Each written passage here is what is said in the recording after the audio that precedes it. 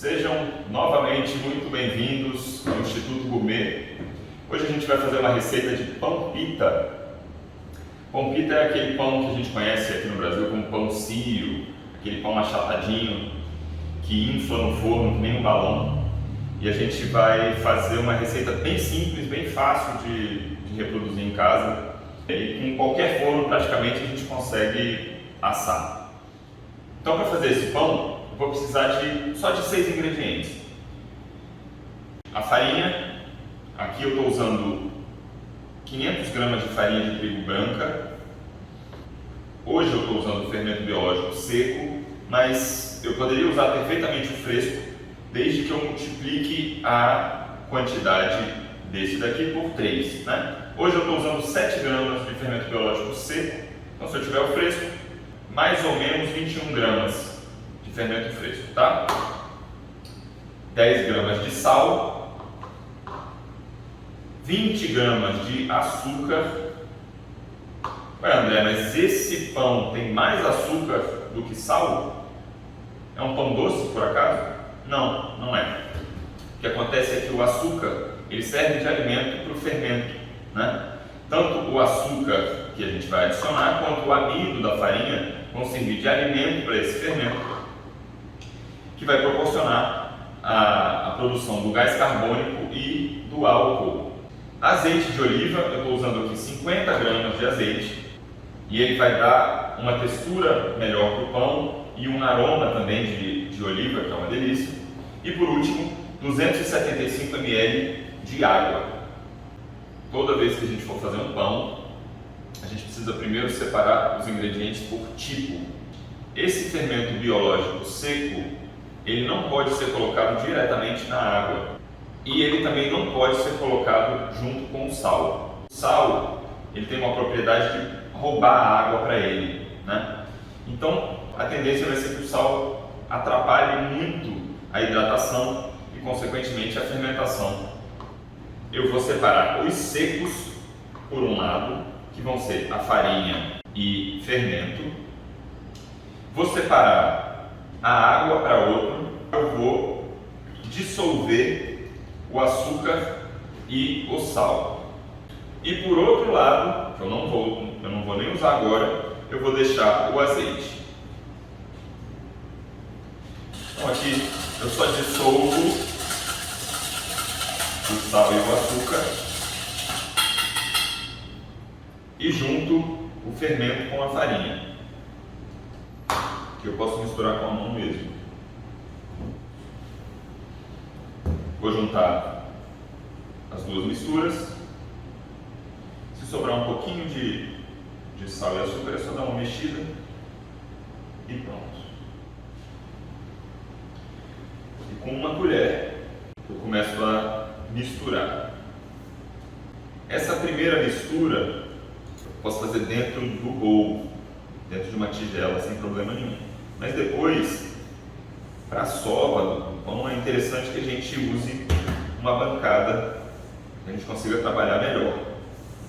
A ideia aqui é fazer o que a gente chama de pré-massa. Eu não posso mais ter farinha solta, ela tem que estar completamente hidratada.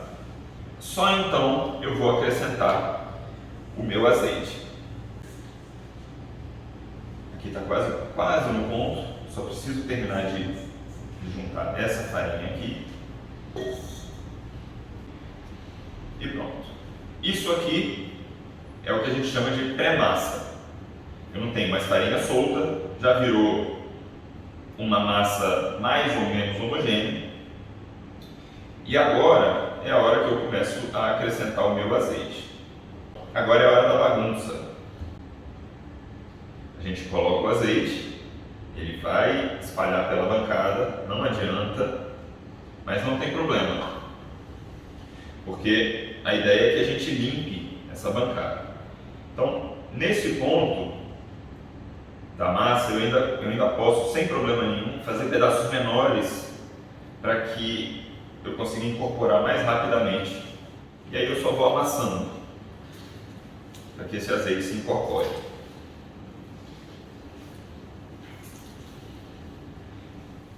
Neste ponto, ó, dá para ver que o azeite já praticamente foi limpo da bancada. A massa já incorporou esse azeite. E a ideia aqui é que eu trabalhe essa massa, eu faça a sova dessa massa até que ela fique completamente lisa. Então, a sova funciona da seguinte maneira: eu vou passando de mão para mão, empurrando a massa, sem deixar ela rasgar. Eu não quero que ela rasgue, certo? Eu só quero amassar de um lado e do outro. E eu vou fazer isso por mais ou menos uns 5 a 10 minutos. Pontos importantes durante a sova: eu não posso deixar que essa massa esquente demais. A fermentação, ela funciona a partir da temperatura. Então, se essa massa começa a aquecer demais, o fermento vai começar a se ativar, vai começar a fermentar antes do tempo. Eu quero que ele se mantenha mais ou menos adormecido e que a fermentação aconteça só na hora certa. Então, que temperatura eu preciso manter? 28 graus, no máximo 28 graus aqui para esse pão. Mas como é que eu sei que são 28 graus? Se eu não tenho um termômetro, por exemplo, né? 28 graus é uma temperatura amena, friazinha. Eu coloco as costas na minha mão e o pão está geladinho. Mas se o dia está quente, é só a gente usar água bem gelada para começar o pão. Usa água gelada, pode trabalhar tranquilamente e depois você pode manter ele na geladeira para ele descansar, sem problema nenhum. Bom, agora eu já começo a ver que a massa já está muito mais lisa. Então, o que eu vou fazer aqui é dar uma tensionada nela, coloco o lado liso para baixo, em contato com a bancada, empurro essa massa sem rasgar e eu vou dobrar. Dobrei uma vez, empurrei, viro a massa, viro a dobra de frente para mim e faço a mesma coisa. Dobro e empurro, viro, dobro, empurro, viro, dobro, empurro. Aí eu consigo ver que a massa já tem uma tensão. Eu aperto, ela volta. Eu aperto, ela volta. Então agora eu vou deixar essa massa descansando por alguns minutos, uns 30 minutos mais ou menos. E aí eu vou separar essa massa em pedaços menores, mais ou menos de 50 gramas, e vou deixar descansar novamente para que eu consiga abrir e formar os meus pães. Essa massa precisa ficar sempre tampada.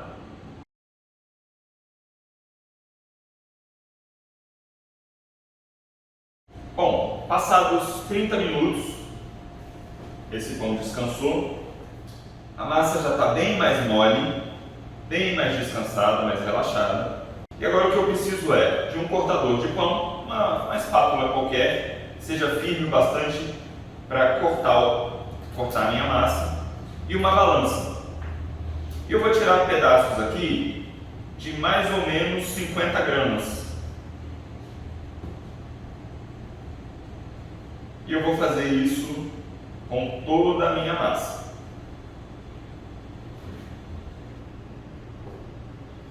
Bom, e para quem não tem balança, é possível tentar tirar pedaços mais ou menos do mesmo tamanho. Não vai ficar perfeito, mas já é alguma coisa. Separada toda a massa em pedaços de 50 gramas, o que eu preciso fazer agora é dar um formato para cada pedaço desse. Então eu vou fazer o que na padaria a gente chama de boleado. Eu vou criar uma tensão aqui nesse pedaço de massa para que a fermentação comece a acontecer e ele comece a crescer de forma homogênea. As pessoas confundem muito o boleado com aquele enrolado do pão de queijo. Não é a mesma coisa, tá, pessoal? A ideia é a seguinte: vocês imaginem que isso aqui é uma trouxinha de tecido, né? Então, eu vou criando uma tensão, à medida que eu vou puxando aqui, essa parte vai ficando mais tensa. Mais tensa, mais tensa, mais tensa, né? Quando eu faço a mesma coisa na bancada, eu estou aproveitando o atrito que essa massa cria na bancada e está criando uma tensão. E a massa fica redondinha assim.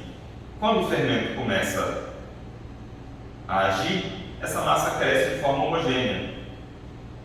Se eu deixo a massa fermentar dessa forma, os gases vão começar a sair para todos os lados e não vai funcionar muito bem, tá? Eu vou fazer isso, o mesmo processo com todas as minhas massas. A bancada precisa estar um pouco pegajosa, então se ela estiver deslizando assim, ó, é só eu pegar um pouquinho de água e molhar minha mão, que eu consigo bolear tranquilamente todas as peças. Então eu pego um pouquinho de água, molho a minha mão, molho um pouquinho a bancada, e aqui eu consigo fazer o boleado. Faço a trouxinha e com as duas mãos eu faço os boleados. Para que essa massa não resseque, eu já vou deixando ela toda coberta. Se eu ainda não estou conseguindo fazer o boleamento com uma mão só, é muito simples. Eu faço a trouxinha, eu vou dobrando a massa dentro dela mesma, criando uma superfície lisa aqui do lado de fora. Vou dobrando a massa, e ela fica mais ou menos assim. Aqui, com as duas mãos, eu vou empurrando, eu vou apertando e empurrando ela para baixo. E aí eu vou sentindo a tensão sendo criada aqui em cima da massa. Funciona igual. Só que dessa forma aqui, com as duas mãos, é mais rápido. Todos os pães boleados, eles vão descansar agora mais um tempinho. E agora não vai ser só o descanso, eu vou deixar essa massa dar uma fermentada. A temperatura para essa fermentação é de mais ou menos 32 graus, uma temperatura um pouco mais quente do que aquela temperatura de 28, aquela temperatura de trabalho que a gente mencionou antes. 32 graus eu já consigo num ambiente normal, né? O importante é não deixar que a cozinha fique muito quente. O que eu vou fazer agora vai ser já ligar o meu forno, porque ele precisa estar muito quente. Para quem tiver forno elétrico, pode ligar em cima e embaixo. Forno a gás, liga no máximo, deixa ele esquentando por uns 20 minutos pelo menos. E assim que os pães estiverem mais ou menos fermentados, eles não precisam dobrar de volume, mas uma fermentação aí de uma meia hora pelo menos, eu vou começar a abrir essa massa para fazer o assado desse pão frito.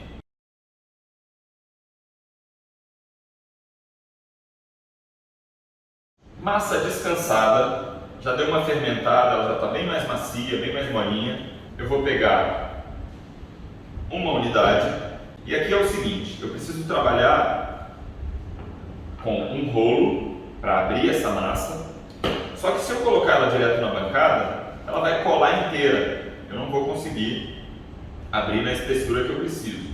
Então, eu preciso colocar nessa bancada uma quantidade razoável de farinha, tanto embaixo quanto por cima do pão. Agora sim, essa massa vai abrir com tranquilidade, sem colar.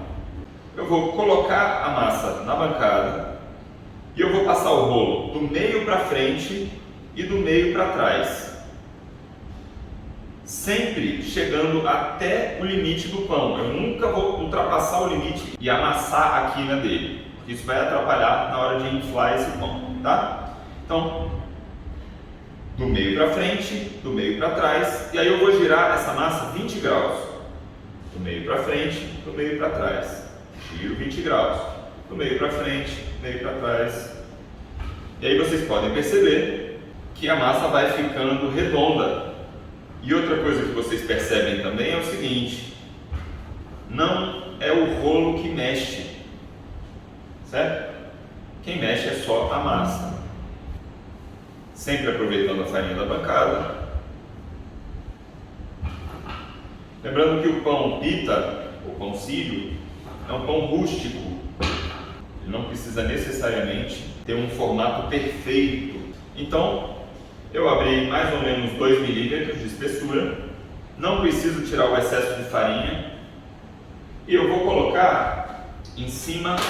Eu posso usar uma assadeira, mas eu gosto mais, uma vez que esses fornos de casa são mais fracos, né? O ideal seria ter um forno a lenha para assar isso aqui. Como esses fornos são mais fracos, eu gosto de usar uma grelha. E essa grelha vai permitir que o calor atue em cima e embaixo desse pão. Não tem problema se ele começar a descer um pouquinho, porque na hora que ele inflar, ele vai ficar perfeito. Eu vou colocar nessa grelha 2 pães. Então, um pouquinho mais de farinha na bancada, em cima e embaixo. E a gente trabalha sempre do meio para frente, do meio para trás do pão. E vou girando 20 graus a cada passada de rolo que eu dou. Essa é uma ótima receita para se fazer com crianças. As crianças gostam muito de abrir essa massa, é fácil de fazer e ainda tem a brincadeira de ficar assistindo o pão inflar no forno. As massas estão prontas e elas vão direto para o forno. Lembrando que o forno tem que estar no máximo de temperatura, pré-aquecido por uma meia hora, está bem quente mesmo. E aí o pão vai inflando à medida que o calor vai agindo aí nessa massa.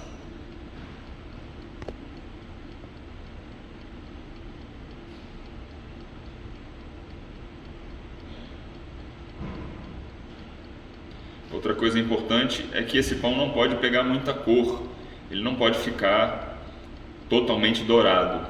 Claro, pode ter uns pontos mais corados que outros, mas se ele começa a pegar muita cor, depois ele fica crocante e não é a ideia do pão pita.